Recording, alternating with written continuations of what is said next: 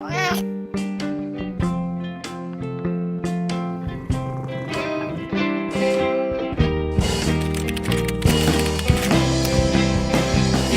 the blue bottle blues when you wake up in the night. Don't make a big mistake, 'cause you can never make it right. When you reach out for the vial, feel the ridges in the glass. It's a matter of survival, baby, better watch your back. There is no antidote. There is no antidote. There is no antidote. There is no antidote. There is no antidote.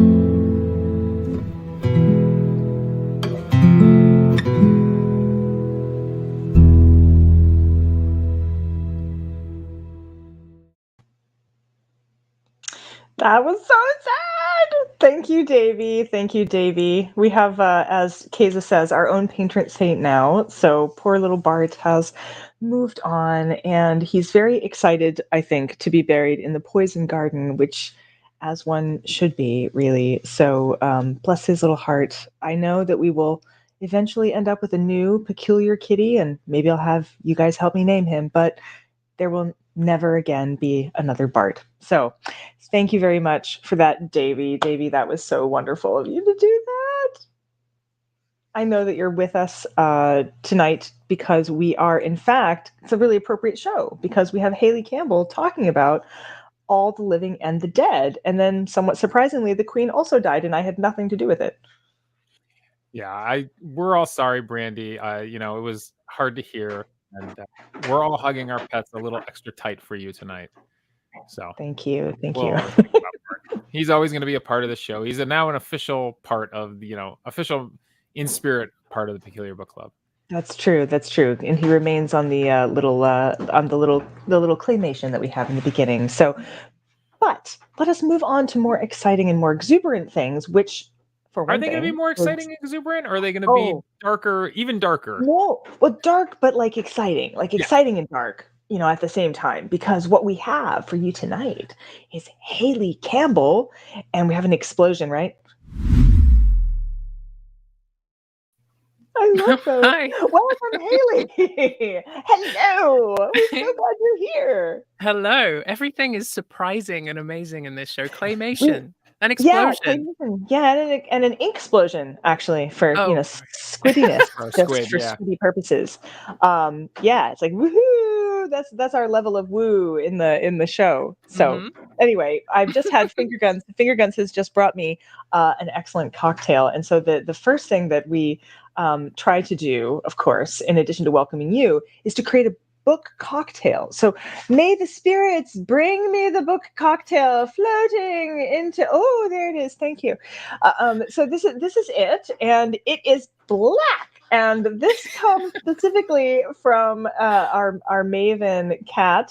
Kat has come up with a lovely cocktail, which I think the name, last I checked, the name that we all chose was Scrying Mirror, because it is black on top, and it has activated charcoal in it. So I don't mean it's a little black. I mean it's fucking black. Opaque. And it's awesome. It is opaque. Yes. Kind of shiny at the same time. It's got blackberries in it, and ginger beer, and white rum, and pomegranate juice, and activated charcoal. So cheers to you, Hayley. This is for your book inspired. This cocktail. Is Talisker whiskey. I may have pre-gamed a little bit with that myself. So yes, cheers. The scrying mirror for your viewing pleasure. It's really quite good. It's an unexpected. Oh, it's got coffee in it too. I forgot to mention, or Kahlua. I feel like I need to do commentary for the podcast listeners. Like right now, Brandy is taking a sip. Okay, she set the sip down. She's ready to go again. She should have done a comedy gulp. A comedy gulp. Yeah. Kristen says she's been harassing Hayley with praise for a few days. Rachel says cheers, and Keza does a little cheers to us as well. What Jennifer gives us Jennifer's in Minnesota, if you can't tell. Just so skull, I believe is how you pronounce that. Susan says she didn't make this one. The shopping list was too long. And sometimes that happens. We do have mocktails for every drink as well, and occasionally, who can see themselves in their cocktail? Can you see yourself in your cocktail? Let's see. Facial features. I think I did not strain mine sufficiently. There's quite a lot of blackberry seeds in there. So either that or I have a really surprisingly pocked face I wasn't expecting. Catherine Prendergast, who will be actually on our show next season, is here with us tonight as well. How do you buy charcoal? Is it just a powder? There's this little old lady who lives at the end of my street. Right. And you have to give her a frog. Actually, it was at my health food store. Mike Breen says his Guinness is pretty dark, so that's where we go with that. Skip your charcoal because you wanted your meds to work. I feel like this is medicinal. I have a poison gardens occasionally. I might imbibe something I'm not supposed to. Now I have charcoal to deal with it. So, Blue Bottle Blues, of course, the song that we started off with, this charming disaster, is also all about poison. So, anyway, phew. Hayley, it is so wonderful to have you. I enjoyed your book so much. I gushed all over. Actually, I recommended it to the Wall Street Journal. I contacted my editor and I said, we have to do this book. This book is absolutely amazing. You can get a signed copy at Loganberry or Fox Lane if you're in the UK. I was moved. I was truly moved. I laughed and cried and laughed and cried some more, and had like a deep spiritual, had to rethink my life choices. Same. I know you say how you come to the idea of writing the book, but maybe you could just share that with all of us while our peculiars get their questions up in the chat.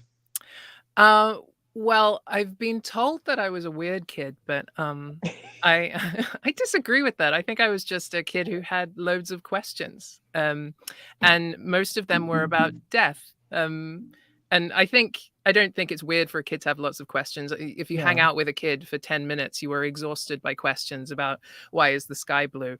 But I had cats who died and we buried them, and I wanted to know about what happened to the bodies when we put them in the ground.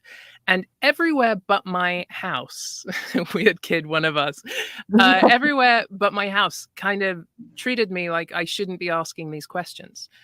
School was like, we don't talk about that, and as soon as you give a kid the idea that something is secret, I think that's the perfect way to foster some kind of preoccupation, which is kind of what it became with me. But in the house, I think it was kind of a strange Addams Family house in retrospect, because my dad is Eddie Campbell, who he illustrated a graphic novel called From Hell, which is written by Alan Moore, and it's about Jack the Ripper, and it's very gory.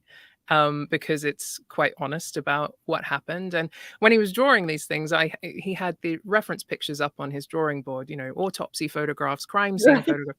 And he was drawing this book from when I was about 3 to when I was about 13. It took ages to do. And in that time, I was never frightened by these pictures. I was never, spooked or anything. I just wanted to know who the women were and what happened. And I wanted to know, practically what happened to them and their bodies.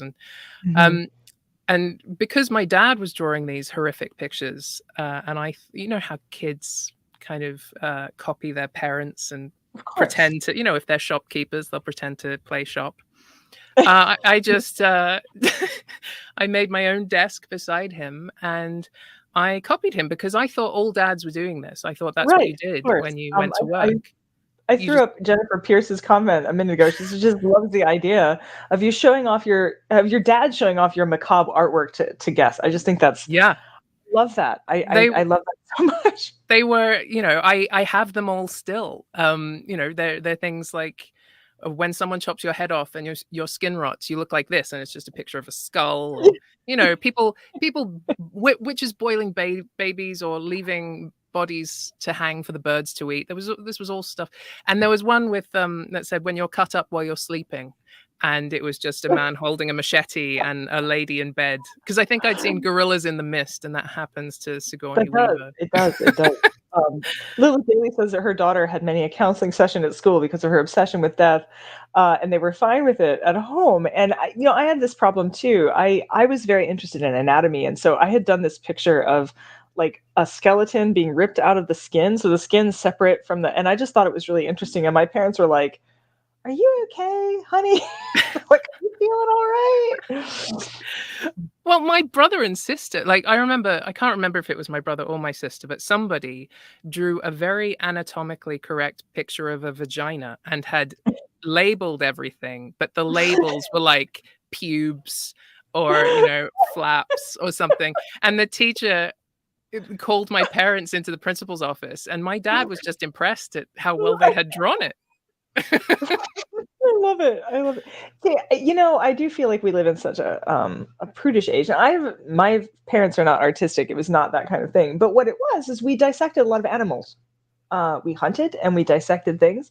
And so, you saw stuff. You saw bodies and parts and things, and you got like your sex talk was like, that's why the dogs are doing that. So, stuff that wasn't weird. I lived in an underground house next to a cemetery on abandoned coal mining land. All the peculiars know this already. But yeah, like the things that seem perfectly normal, and then you go to school and people are like, no, we don't talk about that here. Yeah.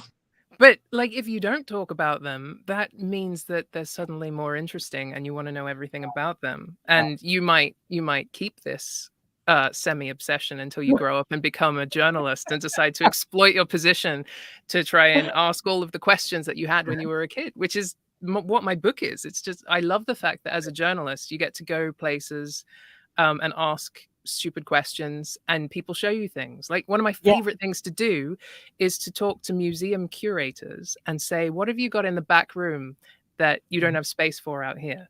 And in London, I've been shown the giant squid in the Natural History Museum, and I spoke to the people who preserved it. I've been shown deep sea sharks and also a little octopus that Charles Darwin used to keep on his desk, which is now in 2 pieces because somebody has dissected it, obviously.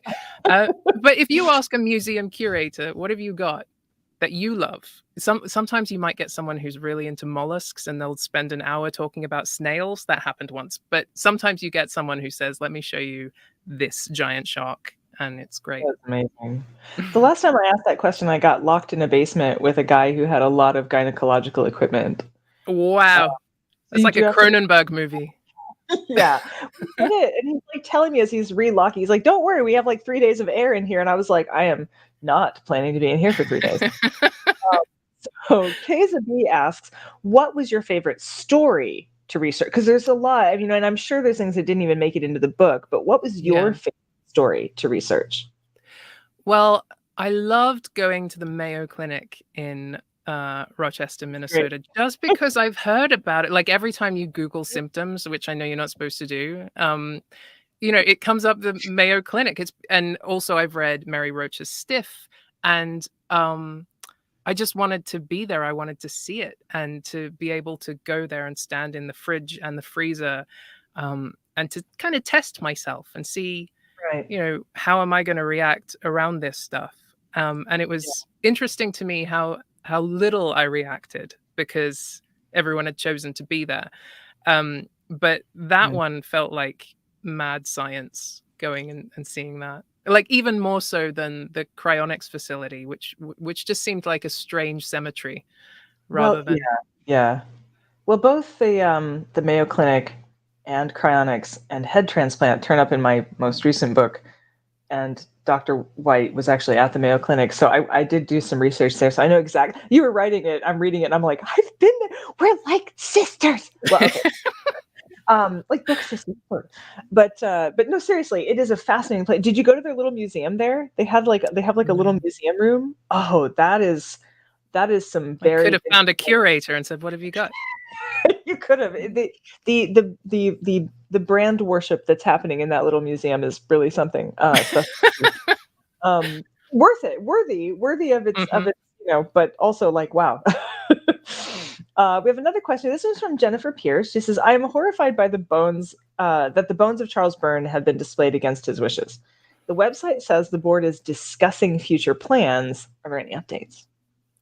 No, they've been discussing plans for about the last 10 years, I think. And currently the Hunterian Museum is shut, so no one can see them at all. But yeah, there have been no updates on Charles Byrne. I thought it would be a funny thing if I held my book launch in the Hunterian Museum right in front of Charles Byrne without telling them that I had actually, spoken, not brilliantly, hadn't painted them in such a great light in the book. Right. But it's still shut. It's a great museum, though. And I would be really sad to see Charles Byrne go, but he didn't want to be there. So No. he shouldn't be there. They're dismantling the glass. Right, I was there for when the big glass cathedral was in the center, but as I understand it, they're taking that out. Yeah, it was comparative anatomy. It feels like it needs to be a more old-fashioned museum, more like the Mutter Museum, and it felt slightly too shiny and glass. So I don't know if they're updating it for like making it more shiny or downdating it. I hope so. Yeah, make it look like an old library. That would be more. That was very much what the Dittrich was like, which is where I worked. His head is handsome in person as it is online. We need to know these things. Yes, he smells like beef jerky, and when I went to see him, I was really taken by his eyebrows because they're really blonde and they're really bushy. Like women would kill for this guy's eyebrows. They're beautiful. And apparently the eyeballs that are in his head, the glass eyeballs, he actually used to carry them around when he was alive, because the whole plan for the auto icon and the box and the head preservation, he had that in place for years before he died. So he would just carry around these glass eyeballs and get them out at parties, which if someone did that to me, I'd still be talking about them, years and years later. So I wish someone would do that. But he is striking, but it's the eyebrows mostly that'll get you. And they're real, right? They're actually his eyebrows. They are his eyebrows, and it's his hair. It's this soft sort of, well, I guess it's gray. It looks blonde, but I don't know if it turned yellow. All the colors are a bit strange. I didn't touch him, but he's got a hole in the top where they've tried to screw his head. Like maybe they did try and because originally his head was supposed to be fixed to the top of his skull. But in the preservation, it went all purple and gross, so they had to get a wax head. But it does look like they gave it a go and then stood back and went, I don't think so. Let's undo it and let's take that away. I love it. Do you have plans for yourself? I mean, I thought about this after my book. I was like, should I make a living will or some stuff? Kristen actually had a question to that similar vein. Would I donate my body to science? No. No, but full respect to everyone who does. No, but I am on the organ donors register, as everyone is in the UK now. They made it an opt-out thing, so you're automatically in, and if you don't want to be in it, you have to fill out some forms, which is a whole faff. But I was on it before they did that. No, my plans are, funeral-wise, the funeral isn't for me, so my family can do whatever they like. But I'm really into alkaline hydrolysis. You've heard about this, right? Liquefaction. Yes, the water cremation. And I wrote about it for Wired years ago. And I went to, where is it? The university in LA, where they have a machine, because the machines are made in England, in the north of England. But they don't actually have one that works here yet, because everyone is sort of... So if you don't know what the machine is, it's like a big silver tube, and the body goes in along with superheated water and what is essentially lye, and all your skin and anything biological just dissolves, and the liquid comes out, and it looks kind of like tea. And what is left behind is this really white, brittle skeleton, which is then you take the pieces and you put that in the cremulator, as you would with ordinary cremated remains. But at the end of it, you get this really white powder that looks like a bag of cocaine. Whereas with, fire cremation, it looks like cat litter. And I really like it feels really clean. It's really nice. But so far, it's legal in some states in America, and you can have it done just in a domestic sense. Like right now, they put the medical cadavers in them, in the Mayo right now, and another place in Florida. But is this it? Did I find it? The cremulator. That could be a cremulator. Yeah. Cremulator Europe. Look at that. Yeah. It looks like a big coffee machine. It does. It's like a little blender thing. But here in the UK, you cannot get cremated in the alkaline hydrolysis machine at all. Even the guy, I went to the I think it's because local councils are kind of grossed out by the idea of dissolved bodies, because the liquid goes into the drains. And so it just hasn't happened. Even the guy who owns the factory that makes the machines, his dad, who had previously owned the factory, was obsessed with alkaline hydrolysis, loved it. And he died, and he couldn't even go through the process, even though the machines were made in his factory. But I think it's very interesting. So they're worried about our bodies going down the drain, but you realize every time you wash your face, bits of your body are going down the drain. I know. But the way I get really pissed off when other people write about death in a really in a way that once you've written about death and then someone does it in isn't it creepy and kooky? So people were taking the thing that I had written for Wired and then rewriting it to say that it sounded like minced meat bodies were then being blocking up the drains. No. And that's just not the case. It's not the case. Yep, that is an alkaline hydrolysis machine. There we go. There's the tube. Yeah, second try, I got it. Do we want to look at the other photo down below here? That's with the bones. Yeah, that white bones is the one I would go for. You got it. Oh, that one. There we go. Yeah. Yeah. See, it's really, and if you're really old and osteoporosis has already crumbled your bones while you've been alive, your skeleton ends up like this in little pieces. But if you're younger, you might get a full skeleton. It's just that, it's a bit like chalk. And I saw them do it to a medical cadaver, and it was amazing. I just wanted to throw in here, Jennifer Pierce, who has also been to the Mayo, talks about the Technicolor carpeting that is in the bowels. I've followed that. There's a lot of underground stuff that happens, basically in a whole underground city over there. Yeah, because nobody wants to go outside in winter, and I completely agree with them. But for a couple of years, it's I've never actually. So it's funny when you step on snow when it's like 30 below zero, it actually makes us sound like crying. No. It does. I couldn't live like that. That carpet actually is the only picture I took in the Mayo Clinic, because I wasn't allowed to get my camera out when I was in the freezer or the fridge, and I didn't even go near my phone in case they thought I was about to take a picture and chucked me out. And I was like, I've come so far, I can't deal with that. So I have a picture of some carpet. That's it. That's it. Kathleen Richardson, she says, my church confirmation class took us to a funeral home to see where everything was done. And her parents were horrified. Maybe not hers, but parents in general. I think it's great to know where. I mean, I started my review of your book. I was saying where do we go when we die? I don't mean our souls. I mean, where do we go when we die? I'm fascinated by this liquefaction process. It's probably not what I feel like doing. I'd much rather. I sort of want to grow mushrooms and trees and shit out of myself. But it's there's so much interesting stuff. And green burials, strangely enough, how I got to writing my first book on death and dying was because I was writing a review of the Natural Death Handbook of England, written by the Calendar, all about green burial. So strangely, that was how I got involved in it in the first place. It had nothing to do with the United States, even though I live here. So yeah, it's pretty fascinating. I realize, guys, I've been neglecting your chat. I'm looking for questions now. Sorry, let me just. That sparked a whole conversation about field trips and their first experiences with death.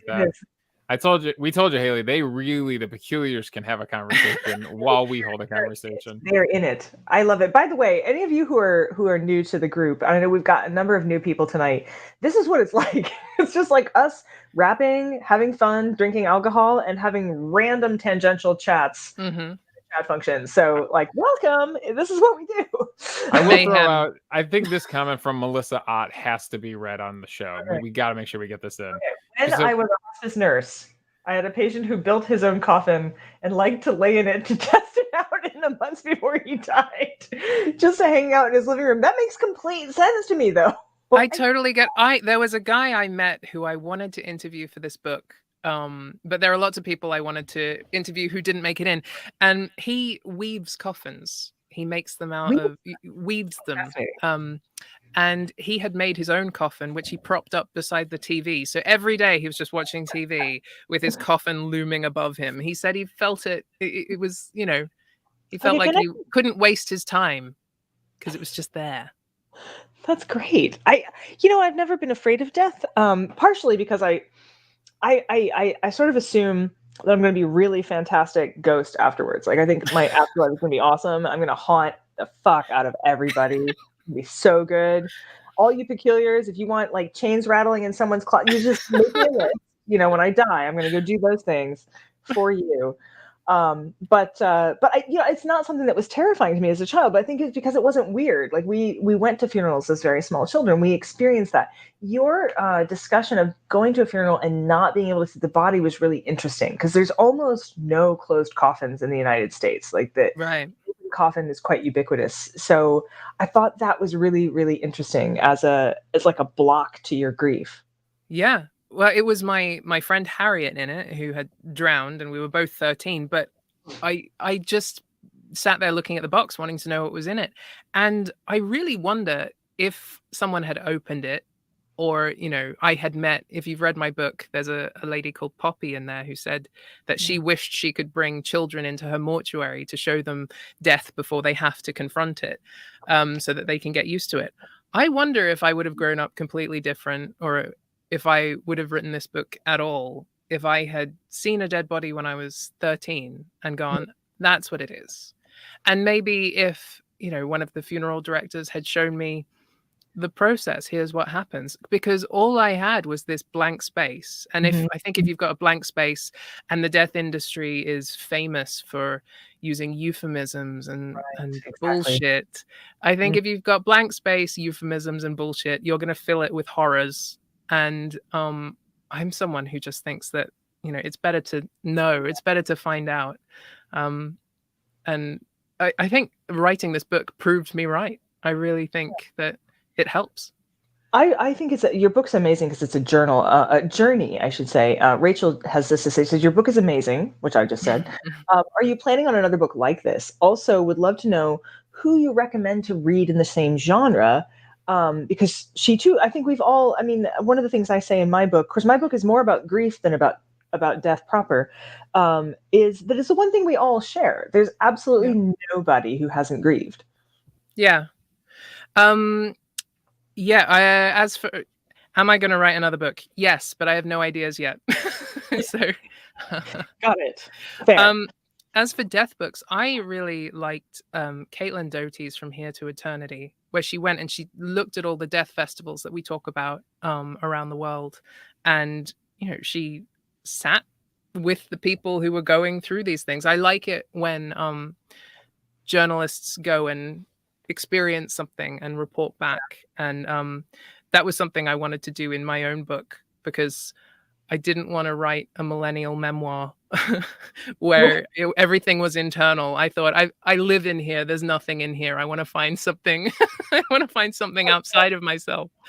Caitlin's book is great. And something like, I really like tangential books, like people who are talking about dying in their memoirs.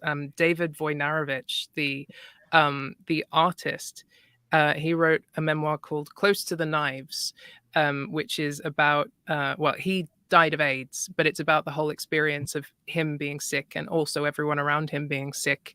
And it is heartbreaking, completely heartbreaking, and an amazing piece of work. And also in the same, again, it's an AIDS memoir, Derek Jarman's book, Modern Nature, which is about him building a garden in this really bleak alien place in England called Dungeness.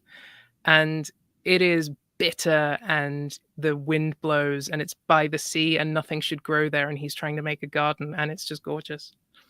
That's fascinating. Yeah, it's interesting because and I got interviewed not too long ago where someone was asking about my death book. I was like, well, my book's not actually about death. My book's about grief. They're related, but they're not the same. And what you were saying before the show started, the interesting thing is we talk about a lot of the same things, but from completely different perspectives. And I think that we've had Mary Roach on, and again, if you guys love Mary Roach and you like my book and you like Hayley's book, there's no overlap. We're talking about the same things, and there's literally no place where there's a Venn diagram even. It's fascinating. But we genuinely, like, even the fact that something that struck me was we even talked about nail polish on medical cadavers. And I was like, what the fuck? I thought this was like a new thing that I had discovered, even though I read Stiff like when I was 19 or something. Yeah. There was the medical cadavers and the nail polish. We talked about Victorian mourning photography and babies. It was you can talk about death forever and have no overlap, but yeah, yours is very much about the people left behind and how they deal with it. And yeah, and there's books also about dying, and I've mentioned a couple, and I always felt like the actual bodies kind of got left behind in a lot of the death literature that I have read. And so I thought that was a pretty good place to look. Yeah, absolutely. I mean, and even though Mary Roach talks about it, I was struck by the fact that your two books are also not the same. Like, she's very much about the things they're used for, where you were like, who cares for them? And I thought, wow, this is a really interesting. I felt like it was a really interesting experience, because I finished your book and I was just kind of floating around the house telling Mark all these things, and you have to read this and you got to read this and it's going to tell you all these things. But it's true. I felt like your book was a journey. You started as one person and you ended as another person. And I think that's quite rare. Usually you read a book and it tends to be kind of like, well, I'm giving you my reflections over time. But this felt like we were on that journey with you. And I just was really impressed and moved by that. There's a whole conversation happening over here about drain flies, which I'm the conversation has been incredible. They have been sharing their first experiences with death, and I mean really, if you are not, for our podcast listeners, if you want to experience the Peculiar Book Club in true fashion, you got to get in here and see the chat comments, because it's a whole conversation going. Everybody is sharing in there, so keep going, Peculiars. You're doing great.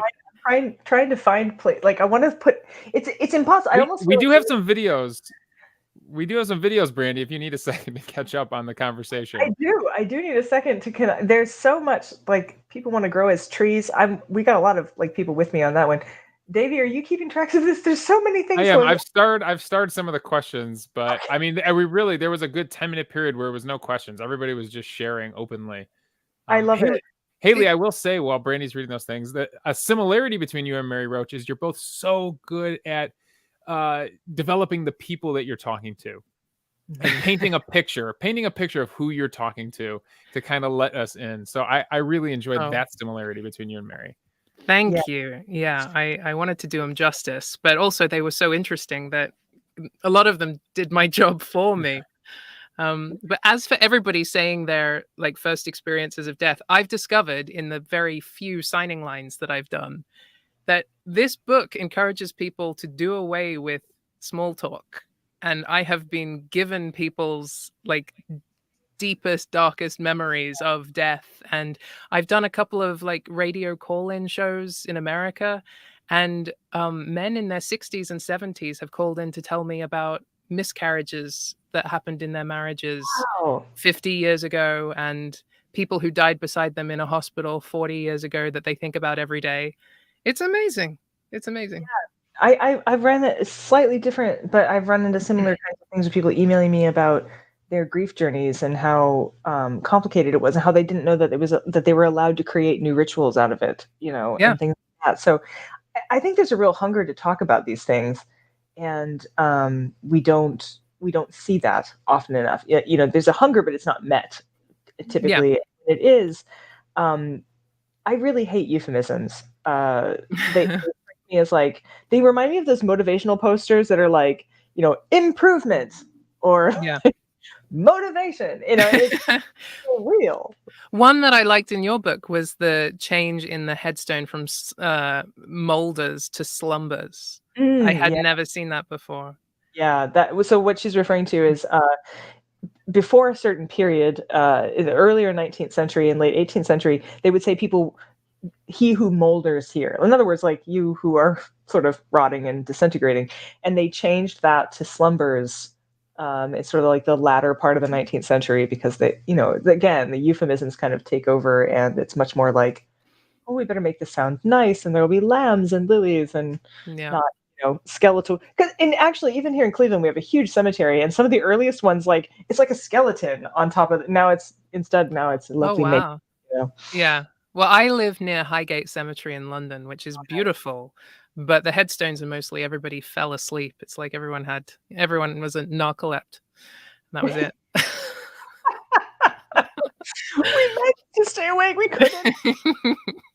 Well, on that note, I want to make sure I'm keeping with the schedule slightly, but we do have some videos to show, and then we do have our musical break, which is this is slight diversions from our usual musical numbers. We are starting to promote new unheard of bands who we think are like peculiar in some way. So today we have Nathanology is going to be with us. So first a video and then some music. And while I'm doing that, I'll catch up on comments, and you guys can continue typing comments and questions, and we'll be right back. Where do you think we go when we die?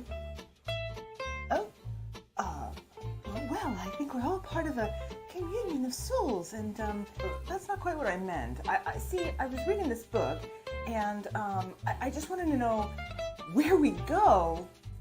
If we're very good, we go to cat heaven. I don't think I'm being clear. I want to know what happens to our bodies after we die.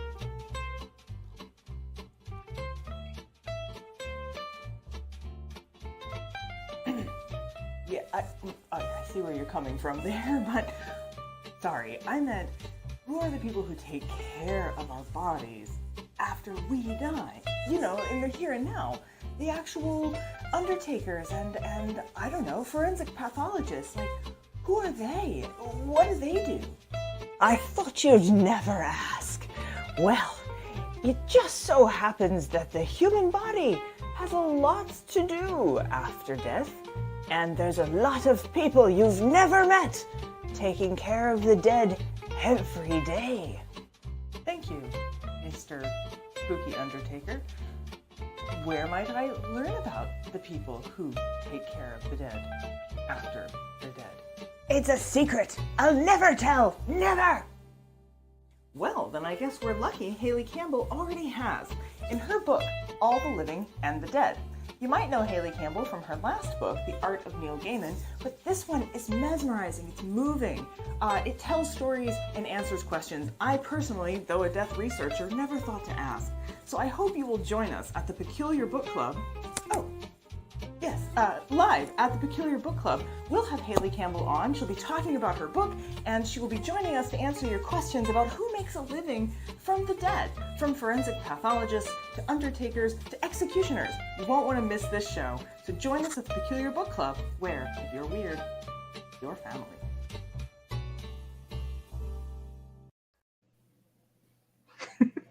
Cats will eat you. Cats will always eat you. I love that was the primary thing that y'all took away from that video.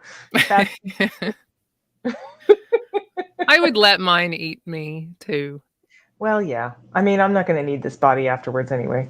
So, so that was our little promo video that we played earlier, and we just like to get that into the show. But we're in for a treat, because one of the things that I think we talk about a lot with this happens in both, because I studied the UK and the US in terms of death cultures, is this concept that we should immediately recover, and that if you grieve for too long or you talk about death too long, somehow you're pathological.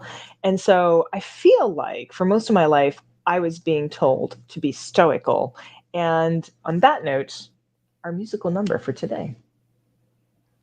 Hi there, my name is Nathan. I go by the name Nathanology, as in the studies of Nathan, and I make songs about various objects of study. Here is one such object of study that I'd like to share with you today, Peculiar Book Club. Do you ever find yourself wondering if there's any meaning in life, any meaning in the universe at all? And I don't just mean this as a vague, abstract speculation. I mean it as a real question that's applied to our life as it's actually lived. Not just a philosophy thing, but a philosophy and life thing. Because sometimes I think along these lines, especially when I'm feeling stressed or consternated in some way. Sometimes I seek consolation from the notion that there is meaning in my struggle, that I'm struggling for the sake of some higher purpose for which I struggle. And when I configure things this way, I'm actually drawing on a very ancient tradition, various ancient traditions as a matter of fact, but specifically the Greco-Roman tradition of Stoicism. You probably heard this word before, stoic, like be stoic. But we get this word because the Stoics believed that the universe was actually one living, ensouled creature, a sentient creature, for whose sake we labor. And therefore, when we feel good or when we feel bad, it's really a matter of indifference. And one way or another, we should just keep on acting in service. And with our feelings, we should try and be stoic. Life can have some baggage. It's all in how you stow it. Everything you have may get snatched away and stolen. The matter that you're made of will get scattered like a stone when it gets broken into sand. Understand, be a stoic. The Stoics were a sect among the Romans and Greeks who said, yo, seek peace, you emotional peeps. Everything's a whole and you're only a piece. So don't feel in a hole or be overly pleased. For the Stoics conceived that the world had a soul, universal, co-eternal with its motion and whole. So you should make it your goal to come to know what your role is and roll with its will and be chill, be a stoic. It's for fish to swim, it's for clouds to rain, it's for mountains to get ground down to grains, and it's ours with brains when we're crowned to pain, to not wild out but be down with change. Be a stoic, even when you lose your shirt. Be a stoic if you lose your whole person at worst. Be a stoic, don't be overjoyed or a jerk. Your employer is the universe, you're always at work. So if you're ever hurt by the products of chance, just remember it's the universe's provident plans. It's your part in the dance that the planet's in soul with. Don't be like, damn, just be a stoic.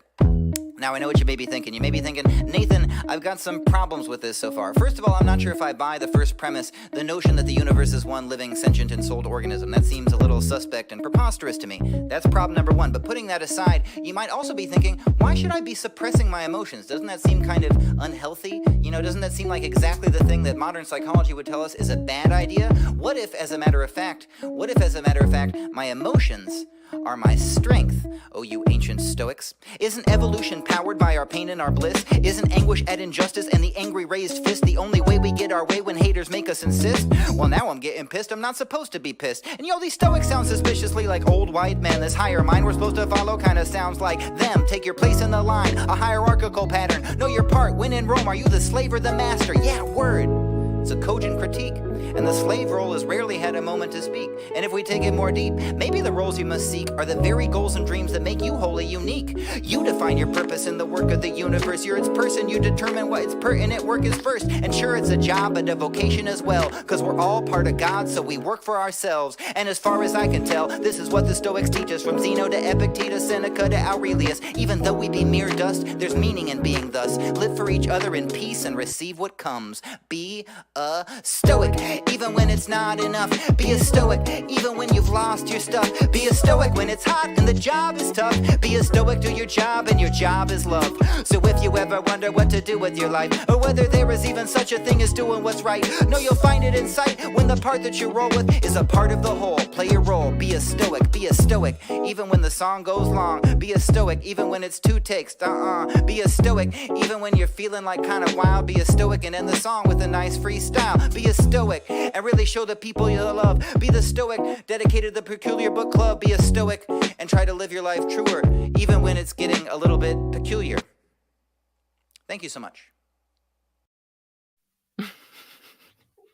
Wrote that for you.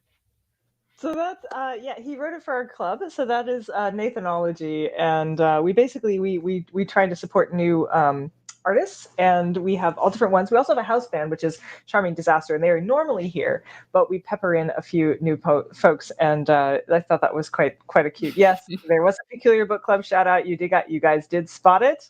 You are correct. Though I love that mainly the comments were still about cats eating our bodies after death. Also, that's like a completely new way that you could be, like instead of burial, there'd be like, it's like the Tower of Silence with the Parsi culture, except that you would just have cats and the cats would just eat you after death. I'm going to So. change my answer from alkaline hydrolysis to I'll let my cat Ned eat me. There you go. There you go. I know Susan says, Hayley's like, who are these people? They're the peculiars. They're so strange. So I saw a couple of questions that I starred up top, so I'm going to sling back here. One of them was from Jim. Jim said, I know there was something in the book, no spoiler, that stayed with you in a bad way, but was there something that stayed or stays with you in a good way, comforting or otherwise? And I personally am very intrigued about this because I stepped away from this book going, why just talk to executioners and a cleanup crew that you hire as a airline? That's just wow. I know. Yeah, there are things that stick with me in a good way. The idea that even though we're not watching people, they are doing something that is the right thing. And they're doing it for people who will never notice. And to me, that is that really sticks with me. Like, yeah. It really does. And I think it says so much about these people and the jobs that they do. The stuff that sticks with me in a bad way, and I know you're referring to a spoiler in the middle of the book, but there are things that stick with me in a bad way, and it's not that one. They're sort of cautionary tales. Like the embalmer who told me that because embalmers aren't just people who are in funeral homes, but they are part of the disaster response team who are sent to places, if there's been a plane crash, and they embalm bodies to be sent home. And something he told me pops up into my mind way more often than I want it to, which is that he embalmed the bodies of people who would have survived the plane crash if they hadn't inflated their life vests inside the plane.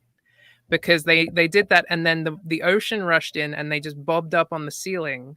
And I think that, in the little video at the start of the flight, I think you'd get a lot more people, going along with what you say. If you said, they say don't inflate it inside the plane, but if they explained why, everyone would remember. We'd have no need for the videos again. We'd be like totally on board. I understand. So, and that is but maybe that's a good thing. That'll save lives, because I keep telling everybody any chance I get, do not do the life vest inside the plane. A book that I did not know, that I found myself going, wow. Like, for instance, I didn't realize that there was a group of people. I mean, I guess I should have known this, but you were talking about the Grenfell Towers. Somebody has to go through all of that material. Somebody has to know and care and catalog. And I know that's also been true of the 9/11 disaster. We read Judy Melanick's book about pathologists trying to deal with the aftermath of the 9/11. So I know it in my head, but something about understanding it as a career option was a bit mind-blowing. Like someone chose this as a career. It's just like, well, it's not even like they chose it. They came out of school and they went, that's what I want to do. Everyone who worked at the company who does collect the personal effects and tries to figure out who owns them, they all come from other places. They're all ex-police or companies that have really intricate admin systems, because the out of Grenfell Tower, they pulled 750,000 items, and that could be, a coin, or it could be, a high chair, a baby's high chair. And they had to catalog them, and they had to photograph them. So you get photographers who are doing this job as well. It is a multi-skilled building of people. And we don't know they exist. And also, not only do we not know they exist, we don't know the whole company exists. Because something that company just takes on the name of whoever the airline is who had the crash, and they are invisible to us. They told me they're a white label company, but they really get no one's celebrating them. Right. But they are heroes. They're absolute heroes. And when I was reading your part about apologies for the spoilers here, but it was hot. the bodies get bloated, they're inside of bags, the bags blow up. I mean, it's very, very grisly. And you think these people are doing these jobs so that the average person does not have to. And that's just astonishing. Though Kristen says, I was surprised by how many of the jobs in this book I felt like I could probably do. Well done, Kristen. Something else I learned in that chapter, and it's so obvious when you think about it, was that when airlines plan for crashes, they always make their plans so that the plane crashes in their own airport, in their own country. Like no one plans for it to crash in another country, but of course it might. And that was one of those really obvious things that was not at all obvious to me before, and isn't obvious to most of the people organizing these plans. And that's why this company exists, because they can be transplanted and take care of everything when do that everyone research. else is like, we planned for this to happen in this one airport. And it's happened in a forest in Brazil, and we don't know what to do. We don't know what to do. I just want to point out that when Kristen said she could do these jobs, we got a lot. We've got Susan and Anna and Cricket, and Kristen was like, I guess it takes a peculiar type of person to do these jobs. Is there a favorite, Kristen? Would you pick one out of Kristen, all of them? What would be your favorite? I was thinking, there's a lot I could not do, but I'm a puzzle solver. So I was thinking about the reconstructive type things. And I thought I would actually probably be really good at that kind of thing, because I'd be like, ooh, I don't know, say autism or something. But, there's so much. And the Anthro Girl was saying how cleaners must save suicide survivors so much additional trauma, where you're not having to walk into that. My mother, actually, when my grandmother died, it was an unfortunate situation that my mother was the one to find her, and my mom actually went into shock. So, you don't think about what that's going to be like the first time you discover. I saw someone die once. It was in a diner. He had a heart attack in a diner, and I was performing CPR on him when he died, which is a lot of intimate. That's a very intimate connection to be having with someone. But, for my mother, she basically walked in on her mother. And I remember you saying, I forget who it was. Was it at the Mayo where they were saying the first person you see as a dead body shouldn't be someone you know? It was Poppy, the funeral director, Poppy, the one who that's said right. she wanted to bring weird kids like us into a mortuary. She said that the first dead body you see shouldn't be someone you love, so that you can bodies should be more, not available, but you should have more of a chance to see them, so that you can process the idea of death and dead bodies before you are confronted with the fact that someone you love is going to be gone. I think loss is different to what you imagine the horror of dead bodies is going to be. And I feel really lucky that I've been. Time is hard, yeah. At the same time, I feel really lucky that I've been given the chance to separate those things. And I've thought long and hard. Writing a book is a long thinking process. I mean, you ask about, will I write another book? Yes, but I need time for a sit down. I'm writing 2 this year because I'm stupid. But yeah. That's insane. I know. Yeah. Kesa says, for me, it wasn't seeing my dead family and friends. It was being expected to touch their clammy corpse hands. Oh, wow. Because we are. It's this idea in the United States that you should touch and even kiss and other things. Depending on your culture. I mean, I'm Italian, so there's a lot of touchy stuff involved there. But you're right. I think we don't know the expectations around death, and that's sometimes some of the shock is not knowing what you're going to walk into. And of course, situations can differ a lot. Kristen Meston just got back to you with an answer, by the way.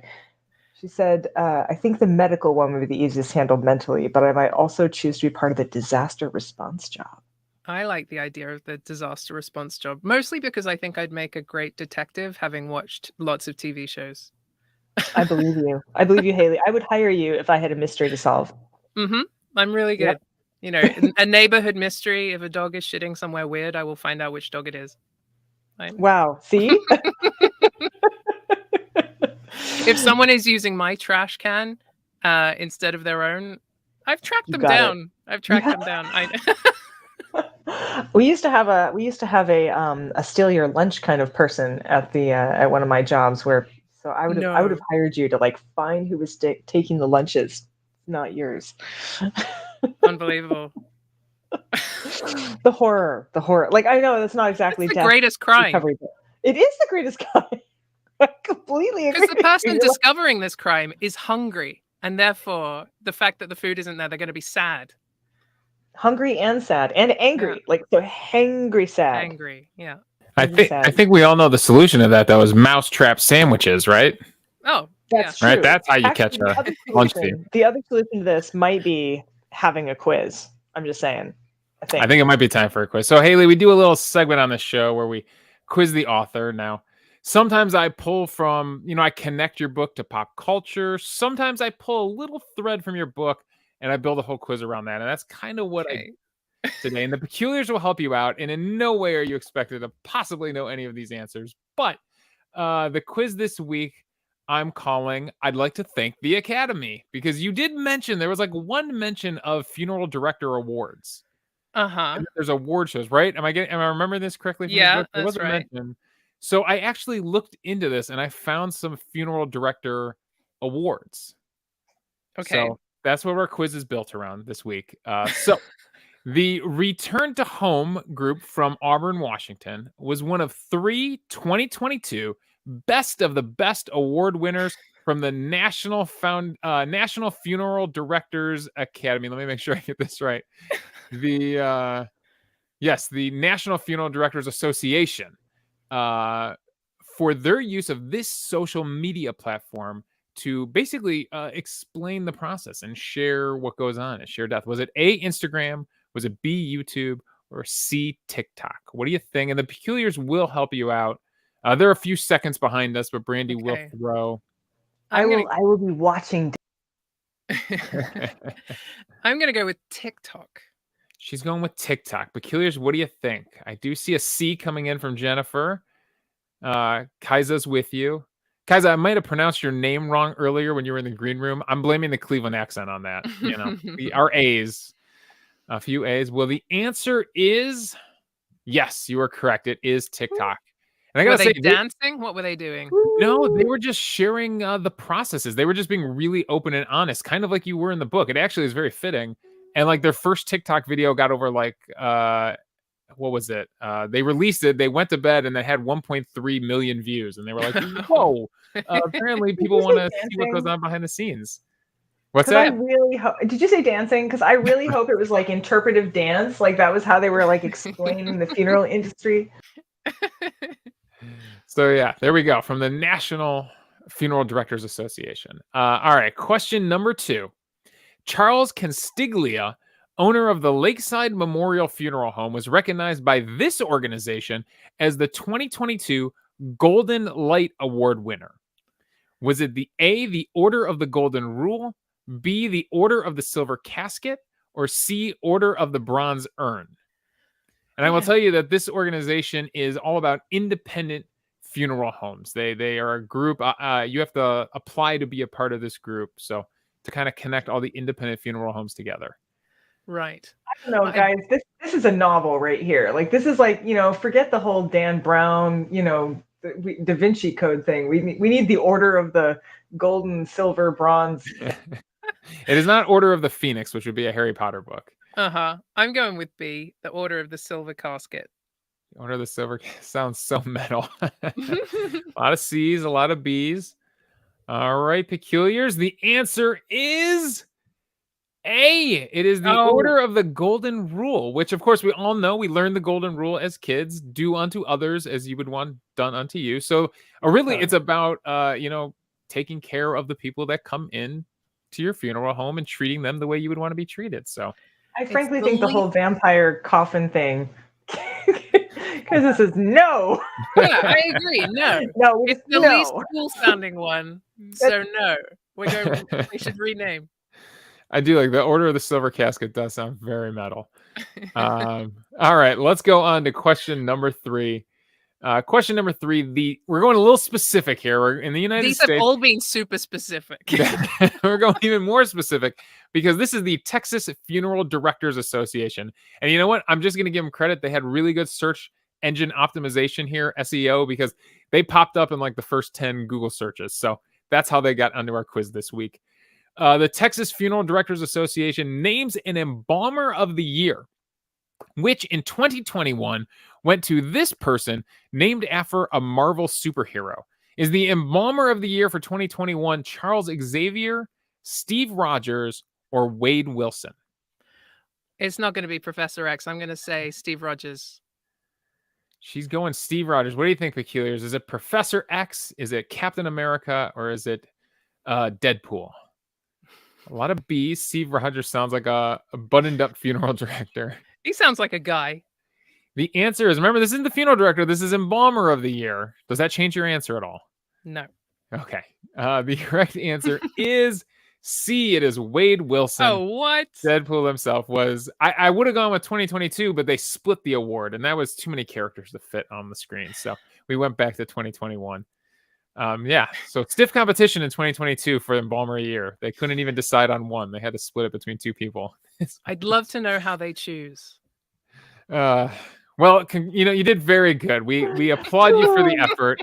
Oh, that was lovely. I have way more. I don't even think I apologize. I don't think I muted myself this time, so you heard me laughing obnoxiously in the background. The quiz is like my favorite thing because I just sit back and go, let's see what Davey's got going on this time. You said it in the book, and I'm listening to the audiobook. By the way, great job narrating. You narrated yourself, right? I did, yeah. Great job. Yeah. And order the silver casket t-shirts when she said. I hear that one little word, award shows for. I go, okay, what's going to come up if I Google search this? Phew. Okay. I did have a question for you because I did not have time to record a sketch this week. I'm sorry, but I was thinking about those people that do get the cryogenically preserved, and I was thinking, what if they woke up 1,000 years from now?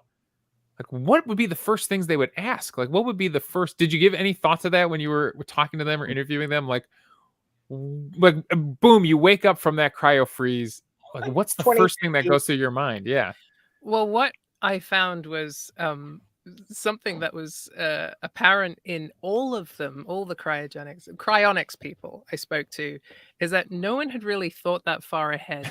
They thought I will be reanimated and then everything will be fine. They hadn't thought, what next? And it's really like in Robert Ettinger's book, he does think forward, like what will happen beyond that. And that's when the book gets crazy.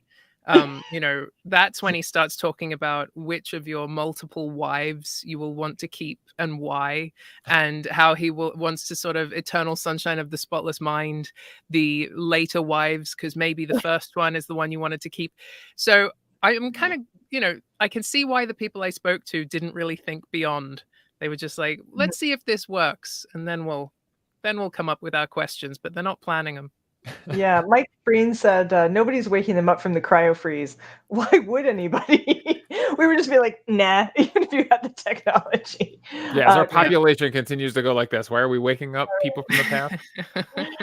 Cricket's comment about asking where the bathroom is, that cracked me up, because that would be mine. I'd be like, hi. So that was, yeah. If you've ever seen the movie Austin Powers, they get a really good joke in about that. Because that came up just now. Anthro Girl says because we need the International Man of Mystery to fight Dr. Evil, of course. And you could go all, cryo effort and then get hit by a hover car a week later. That's Kristen. Yeah, that would suck, wouldn't it? Like, when's your time? It's your time. That would be a really dark Pixar short to put in front of a movie. I mean, you know how they like those little tight cartoons of someone who gets cryo frozen, wakes up, boom, hits by a car. Because maybe the way that the direction of the traffic will have changed in the 3,000 years they've been asleep. It's how people get hit all the time in London. They come from America and look the wrong way. The wrong way. Yep. I nearly got hit. Actually, yes, both of us, my partner and I both have nearly gotten hit. There was almost just a finger guns there for a while. Amanda Johnson says, how does it keep going if people stop wanting to be frozen? Do the buildings get foreclosed on and they just cremate everybody? Again, they haven't thought that far ahead. It's like, they pass on the job from interested people to interested people, and part of the plan revolves around there always being people who are interested.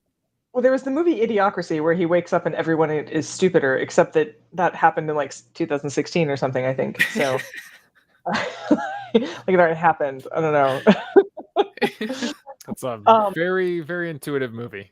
It was a scarily intuitive movie. Yeah, that was before we knew that we were going to elect the Orange Man. But I guess you have a new prime minister now, though, and now you don't. You have a new royal And a king. and a king yeah. as well. We've never had a king before. No, and it's been like 500 years since your last divorced monarch, I think. So Henry VIII must be like, woo. But yeah, it's been a strange day, and I don't think I will ever quite accept Charles on the money, but we'll just have to wait and see. The country is going crazy. Poor Lewis down here. Lewis says, "Ugh, my video is lagging, but the chat is not. I'm so confused." Well, someone's talking about Demolition Man, fine dining at Taco Bell. And fine dining at Taco Bell, frozen dead guy in Colorado. Yeah, we've got. I love the chat so much. I really just want to like be able to save it. I don't have a way of doing that, but I wish we could just save it and print it exactly as it is, and everybody not have any idea what the context for this is. Would be great. Hayley, it has been an absolute joy to have you on the show. And while we've made a lot of jokes and I wear a lot of silly hats, truly, it was an exceptional book. And, I do a lot of quite serious research into this area. And of the, you were very kind and you mentioned a lot of other books out there, but I really think yours is the best among them. So I'm so pleased that you could be with us on the show tonight. And also, if you guys don't know, she also wrote about Neil Gaiman. You wrote about his art. And that must have been really interesting to have like sort of Uncle Neil Gaiman in your life. That must have been a mostly strange thing, I would think. Well, I met Neil when I was 6. As a friend of my dad's, and have been friends with him. Like, he read The Day I Swapped My Dad for 2 Goldfish off his laptop to me. He was testing it out on me. Thank you, Kristen. And I've been friends with him ever since, and it's just that's my book. That's Neil. It was me let loose in his attic, essentially. So I went through all of his old notebooks and, drafts. And there's even part of a story he wrote that was never published in there. And you can see, his typed pages with his horrible, like, scribbles all over it. And I wrote that when I was 24. So it feels like a long, long time ago. But I'm still proud of it. No, you should be, absolutely. And I was trying to post up. Everybody's talking about how lovely they liked it and how much they and Lilith didn't know about it, so she's going to go find it now. And everyone else says your book was superb. I actually bother Neil every year to try and get him on this show, and he always very politely declines. Like this time, it was something to do with sand. I don't know. He's busy with sand. He'll do it. He's busy at the moment, but it'll calm down. I keep hoping. I just politely like bother him, and he politely says no. But I'm going to keep after him. We'll get him here eventually. We have so enjoyed having you on, and truly exceptional. You are, by the way, now one of our authors, which means you will be added to our list. You can come to any of our shows, and you are welcome back for any new works that you should do because we love you. You are now an honorary peculiar, and you're accepted into our great family of weirdness. I want to end before we end the show. I do have some announcements, so I'm going to do those, and then we're going to send you off with our usual shenanigans. So, Davey, could you bring up our little announcement card? I may not. Hang on, one's up. I may not have that ready. No. My bad. And the Davey baby has lost it for the show, so give me a sec. Wow, that was like opening the gates of hell and just hearing pretty great. I wish that we had some like reddish background, like sort of like Biden in the like Biden Rising videos that we've seen lately.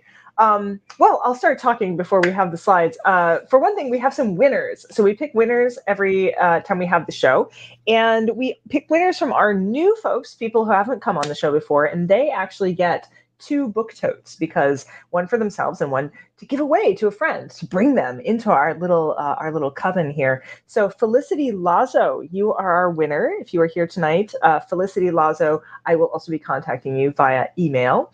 And we pick another winner out of randomness, and they get one of our shirts that have the Nautilus and the Bloody Club on them for Peculiar Book Club.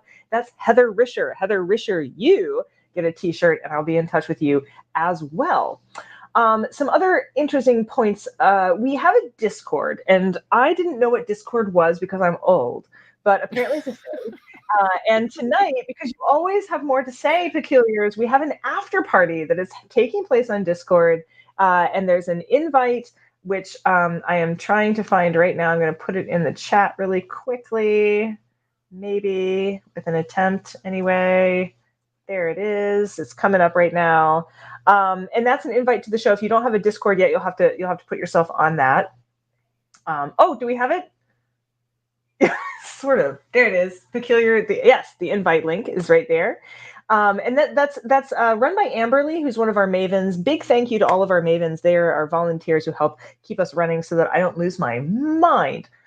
We have a Facebook page and a Facebook group, which I would encourage you guys to join. The Facebook page is where we put a lot of the events, and the Facebook group is where we all actually talk about all the other weird shit that we do. And it is weird, but in a good way, in a sciencey way. T-shirts. I am still trying to get rid of the rest of these t-shirts. I have to make room for all of the swag for season 4, and my garage is not big enough. So please fill out the form to purchase your season 3 t-shirt. It actually has Hayley's name on it. So, I want one. Yeah, you can get one too. Do you want one? You can totally have one. You Yes, should email please. me. I'll get you one. There it is. There's the form for that so that you can get a lovely little t-shirt. And I am still selling half seasons for the rest of this season up until October 1st. We stopped selling them then because on October 1st, we begin selling our 4th season. Our 4th. You guys, there's been 4. Is that not completely I'm blown away. I don't even know how this happens, but we've had 4. And can we buy totes? You cannot buy totes. I don't have enough totes to buy. However, oh wait, no, you can. You can. I lied. That was another announcement that I forgot to put on my list. I did open a new shop. So if you go to our website, peculiarbookclub.com, you will see a little merch thing. And yes, you can buy book totes there. They're not quite the same book totes as you get if you are getting the free ones, but they are there. The 4th season stuff is exciting. I have given a little preview to our current VIP members, and it's very exciting stuff, but I can't reveal that publicly until after October 1st. So join us. If you're new, we love you. It's this weird all the time, and also just as